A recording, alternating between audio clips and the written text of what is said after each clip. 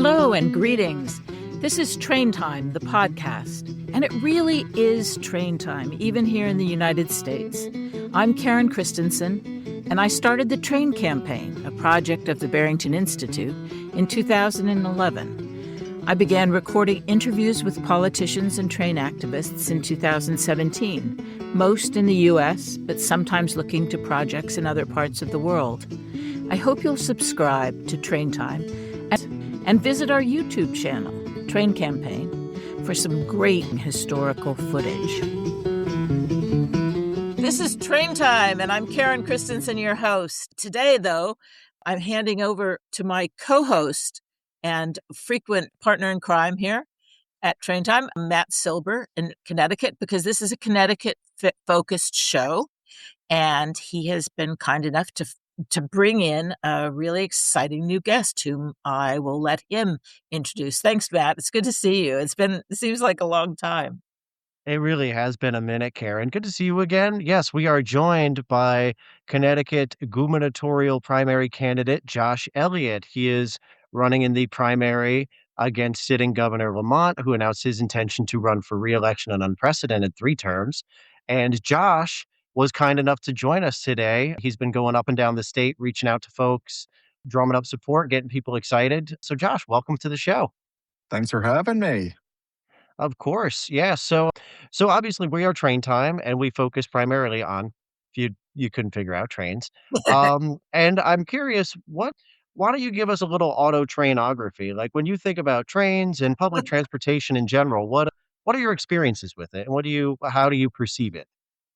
My experiences are predominantly going into the city, whether for a weekend or for a night, and just not having to think about a lot of random logistics. I personally hate driving in the city. And so if I can just take the train, it's really nice. And I think about how culturally so many other countries have just embraced their public infrastructure and transportation systems in a way that we here in the US we don't seem to do right now. And it's frustrating to me and disappointing. And just knowing that you can go some places and have train times be truly regular and they're continuously making investments in speed and times, and we seem to be almost always moving backwards. One statistic I will often talk about when it comes to Connecticut is that it takes about a half hour longer to get from New Haven County to the city than it did about 20 years ago. And as much as I would like our wealthy friends in the Gold Coast to be paying more into our system, I also want to make sure that our wealthy friends in the Gold Coast want to live here. And I think a big part of that is questions of surrounding quality of life. And that certainly revolves around transportation. Mm-hmm. Definitely. So talk to us a little bit more about what inspired you to make this run. You know, Lamont has been governor 2 terms. He's running for a 3rd. What made you want to pick up the mantle and maybe challenge him? Well, it was when he decided to run and he announced, and he had no real ideas about what he wanted to do. He's been doing this job for 2 terms. And for him to have to spend 4 months poll testing to come up with a platform after he announced was, to me, horrifying. I've been doing this work for about a decade now. I'm in my 5th term, caucus co-chair, deputy speaker, screening chair, quite a bit of responsibility. I see a lot of what goes through the legislature.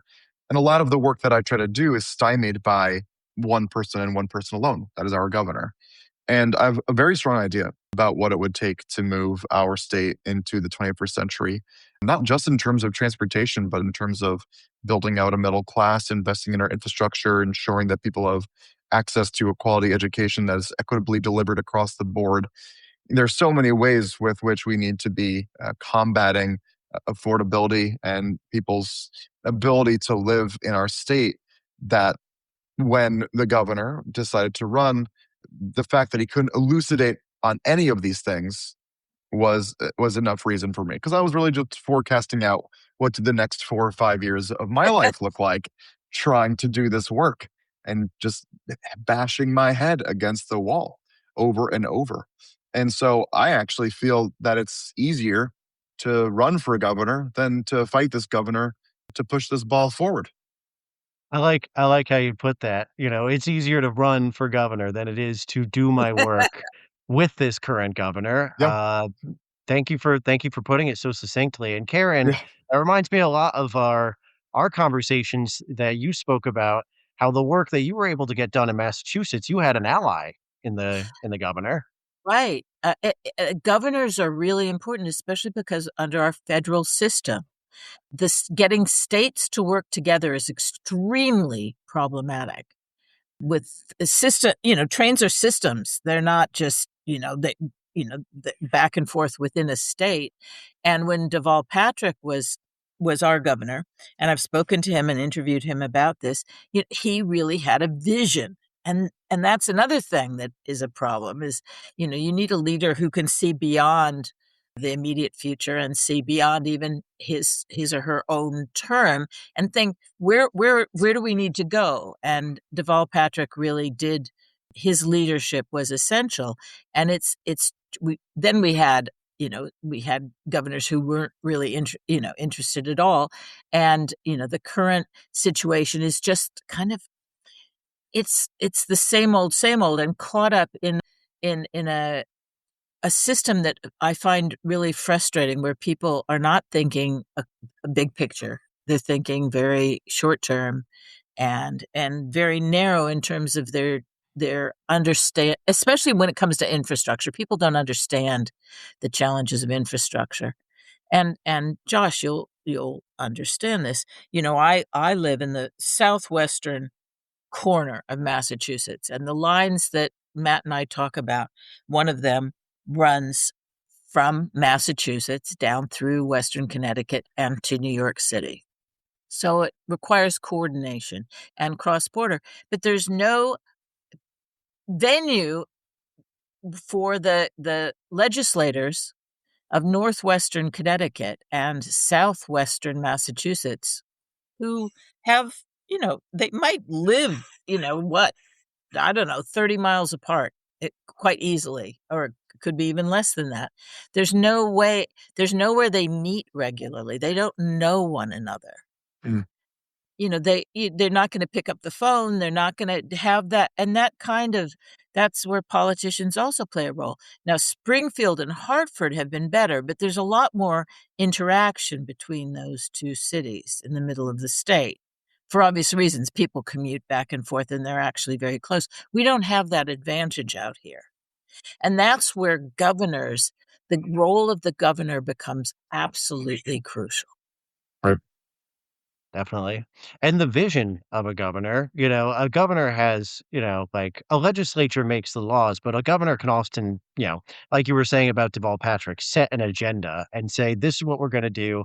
And I can see it from, I can see the big picture. I'm not just focusing on Bridgeport or Norwalk or Granby or New London or wherever. Mm, I'm seeing the whole state and interacting with other states. So yeah. Josh, I gotta ask, like, I like on your website that you bring up the use of smart investments from the rainy day fund. I think Governor Lamont does deserve credit for stabilizing Connecticut finance, but I think you might differentiate from him in that you have a vision for the state. So talk to us a little bit about what that vision is, because I'm excited about the idea of, the rainy day fund is great, but it might be starting to rain, so it might be Yeah, time to tap into it. tell us, Massachusetts folks or New York folks or people listening around the world, what is the rainy day fund? This is news to me. Yeah. So let's do a flashback to the recession, 2008, 2009.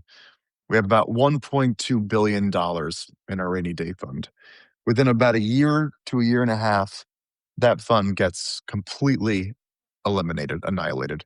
We have to run through it because we are bringing in so much less revenue than we expected. So there is this collective trauma around that time period. And what we have done in its wake is put significantly more money away for when the next recession comes. And so initially it was 10%. then 15%, then 18%, which is where we're at now, which equates to, I think it's 4.7 or so billion dollars. I might be off by 100 million here or there. And in the legislature this year, we are contemplating through the finance committee changing that to 20%. We now have one of the best rainy day funds in the country, which is great. However, that is not the only financial issue that we contend with. We also contend with the fact that in the early 2000s, we were dead last in terms of putting money away for our pension obligations. And so over the last 25 years, starting in the 2000s to begin putting away the minimum actuarially determined amounts, and then after the crash, beginning to put money going forward as well to pay back what we hadn't done over the last 70 years, we started to get our way out of the hole. So by the late 2010s, we're sixth from last, and today we're about 11th from last. All that to say is we still have plenty to go to be in good fiscal shape. The couple things I would add is that we have begun to hear that were we to have a market correction, we could withstand a minor recession. We could not withstand a moderate to major recession. And that's why we're talking about putting more money away. The other thing I would add too is that when the governor took hold of the reins here in Connecticut, he took hold of the reins at a perfect time, the very beginning of a bull market. And Connecticut's economy, for better or for worse, is deeply reliant on the stock market. So in 2017, the Senate in the state was 18 Democrats, 18 Republicans. And we actually went through our entire budget in the first year I got elected without the cycle, without even having a budget, without having agreement. And we had to come back months and months later to get a budget. When we did, that is when we put a lot of the restrictions in place, where I believe we've gone way too far in terms of how we've restricted ourselves. And then a couple years later, the governor got elected. And so he's been attributed with having ushered forth a whole new sort of era of fiscal responsibility when all he's really had to do is just nothing. That's virtually all he's really done. Now, That is you funny. could you can make the argument that the best thing that we could do is nothing so that we can outrun this problem. But what we're not seeing is the disinvestment coming from the state. And the way that that manifests is largely cut teacher positions, exploding property tax rates, people's inability to live in our state, the gutting of the middle class because we are having less and less investment in our social safety net. So, my belief is that the pendulum has swung way too far. We have enough money to be putting money away towards our pension obligations and be making investments, that trying to solve a 70 to 80 year problem over the course of 30 to 40 years puts too much strain on a single generation. And that too is a big part of why I'm running. Got it. Got it.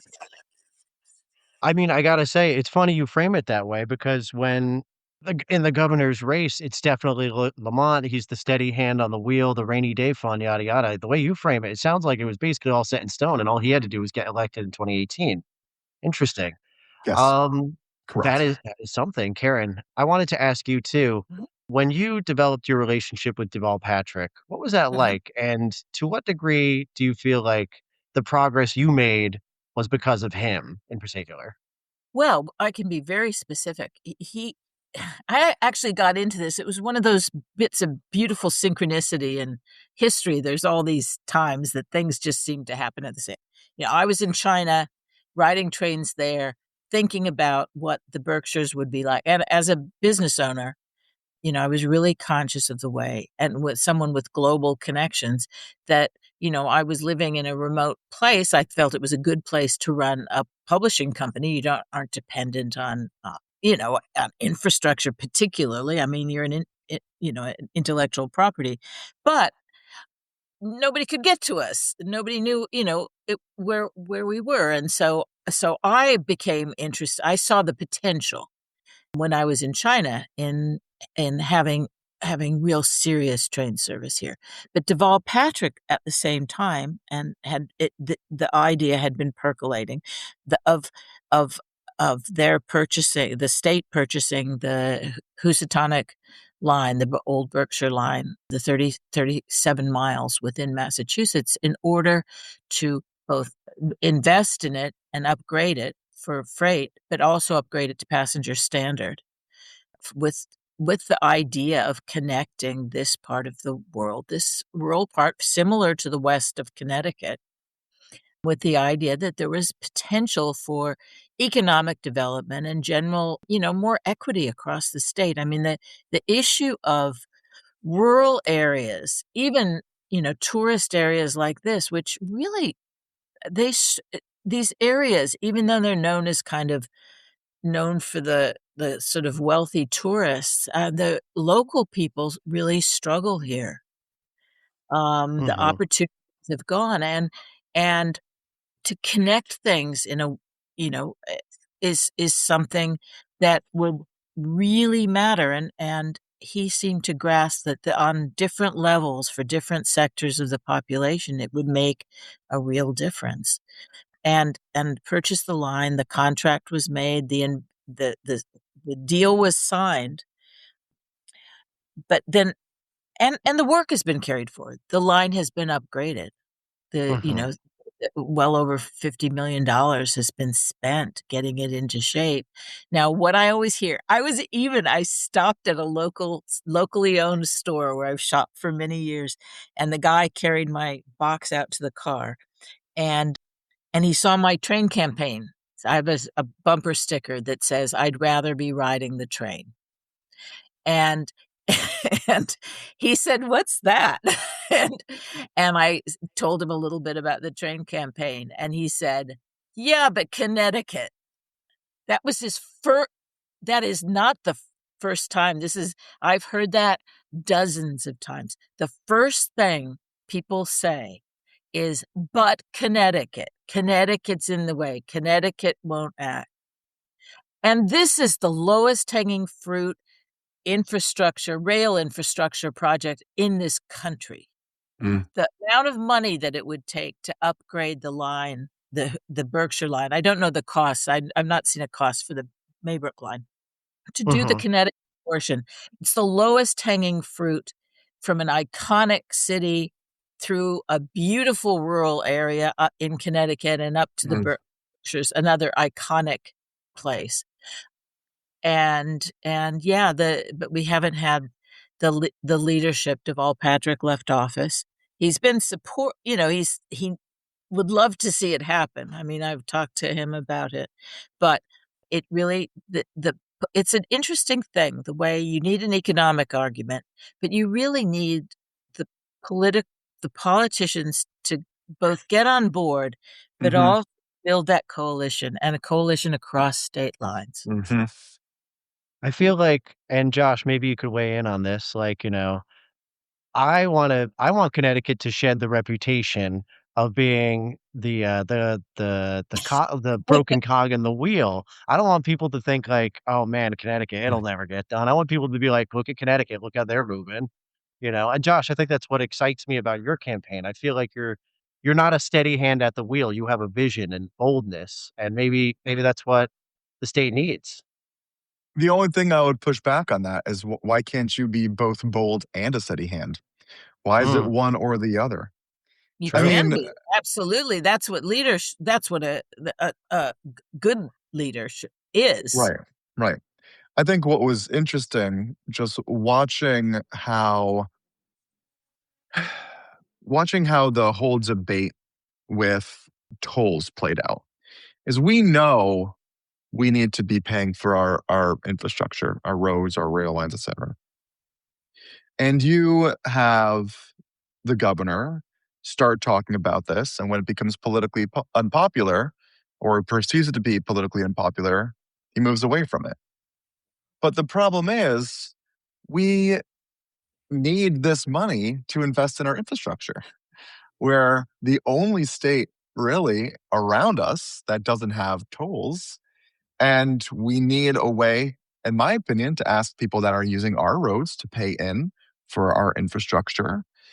And we can't just be expecting this money to come from the federal government. We can't do bonding all on our own. I think we need that level of support. I do believe that it is regressive and we need to work towards making it less regressive. Mhm. But we need to be figuring out ways to be raising that revenue to be investing in our infrastructure.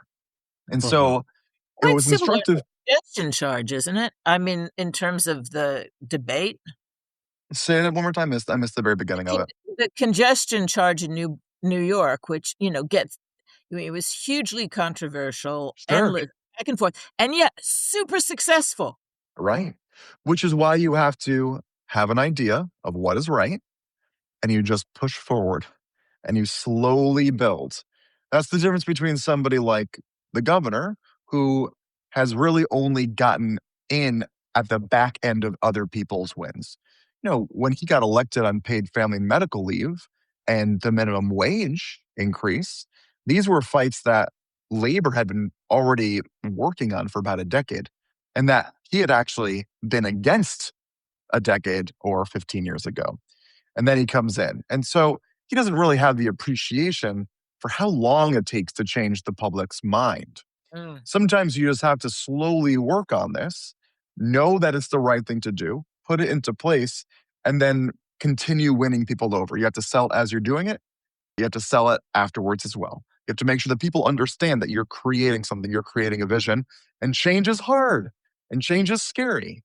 And it is Humans our don't job. like it. No, people definitely don't like it. It is our job, I believe, in government to have an idea of where we're going and what it will take to get there. And yes, it will be hard and will require some sacrifice and some commitment.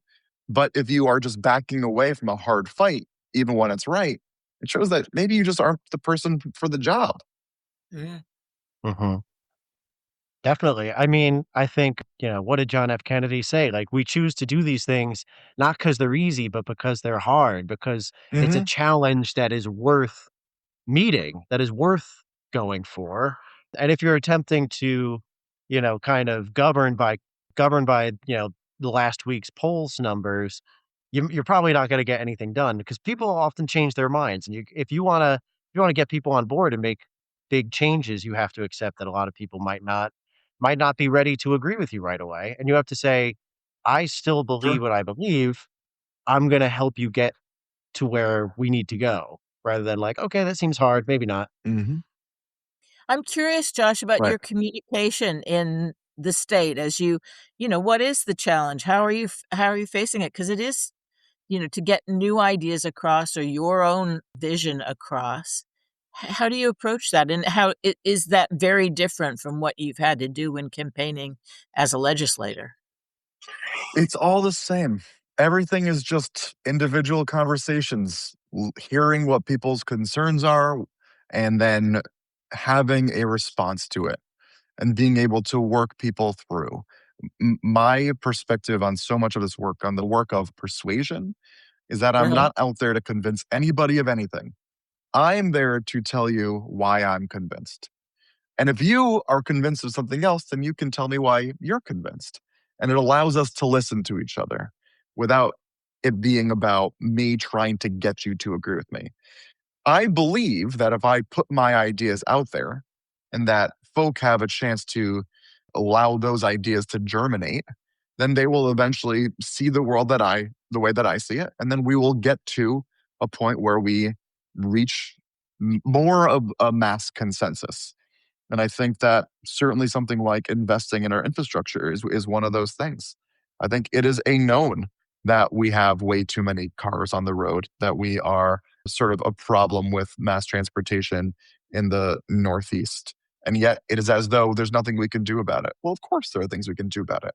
It's a matter of building in that public will. Mhm. Yeah.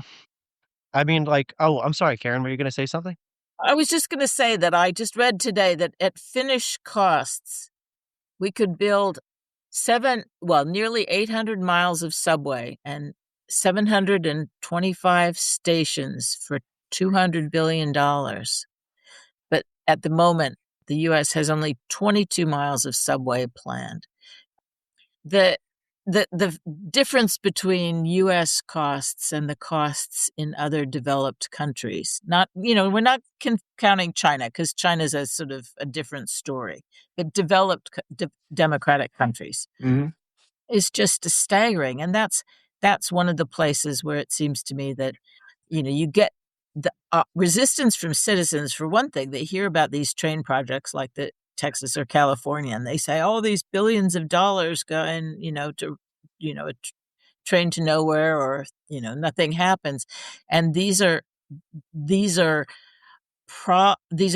perception issues. I mean, it's reality, but it also affects people's perception of practically any project one talks about. And those conversations are the kind of conversations that to make change. It'd be nice to think it would happen at the federal level, but play, governors together can have real influence. Hmm. Uh, Governors United would have, really have impact on that kind of thing. And not, because getting the departments of transportation to cooperate is not always the easiest thing, I understand. But Josh, we have to ask you about is the current situation in the big wide world affecting Connecticut, affecting your campaign, affecting your thinking? Not much. I mean, I would say it is a thing that people can talk about when you are connecting with somebody one on one. But ultimately, the conversation that I have continue to tack back to what are we doing about investing in Connecticut and what do we want to do in Connecticut. Hmm. Even as there are wars that rage outside of U.S. borders, I think people do have a sense that there are limits to what a governor can do to impact those greater things. Of course, with the war in Iran, you have the rising costs of gas, and it becomes more expensive for people to live in a state like ours. And so there are trickle down effects from something like this, which just really to me goes towards the basic question of what are we doing to make our life livable? And the fundamental questions don't change. When I think about, like, affordability has been the big word the last year and a half or so in politics. And when I think about affordability, I mean, like, for me, public transit, like, the reason why I connect with Karen is because I see transportation as the linchpin of affordability. If people Mhm. need to get to and from their homes and work, and to and from their homes or work, and that third place, Karen, where we Mm. come alive, where we enjoy culture and each other's company and all that stuff. And I think when we talk about affordability, we have to talk about how much cheaper it is to ride your bike to work than it is to buy a car, make car payments, and pay for gas. Whenever the price of gas goes up, who knows how much, because, the president decided he wanted to go to war that week. And I was even talking to some friends the other day, you know, I take the bus to work sometimes because I'm lucky to live in a city that has a robust public transit network. And the cost of a bus ticket is the same today as it was 3 weeks ago, before all of these Mm. international events affecting the resource prices kind of popped off. So, long-winded way of me saying the reason why I'm passionate about transportation is because I see it as such an important key component of quality of life, cost of living. And I'm Mhm. curious what, Karen, you and Josh, what you guys think about that. Well, here in Massachusetts, because our regional transport system, the RTA, has basically broken down for reasons that still aren't clear, it's really striking that someone who could commute to work by bus, and actually because they've used the fair share tax money to fund free buses throughout the RTAs for certain periods of time. I think until it was supposed to be till September, but there aren't buses running. That the So people are having to find a way to get to work without the bus they've relied on. And if they are driving, the cost is shooting up. It's this for people, for ordinary people, doing regular local jobs. It's a terrible, frightening thing. Mhm. Um, for people. Definitely. Okay, well, I think Josh, do you have any final thoughts on that? I know you gotta run. You said you gotta head up to Farmington or something, right? We have 2 more Democratic town committees, but a little bit of call time in between. It's every minute accounted for. Of So, course. yes. That's Mm, Nice. really awesome. So, definitely. Well, Josh, thanks so much for joining us. Thanks for, giving us your take, just giving a little bit of your time to chat with us. We really appreciate it and wish you the best of luck. yeah, wish you all the best. Thanks very much. Thanks, guys.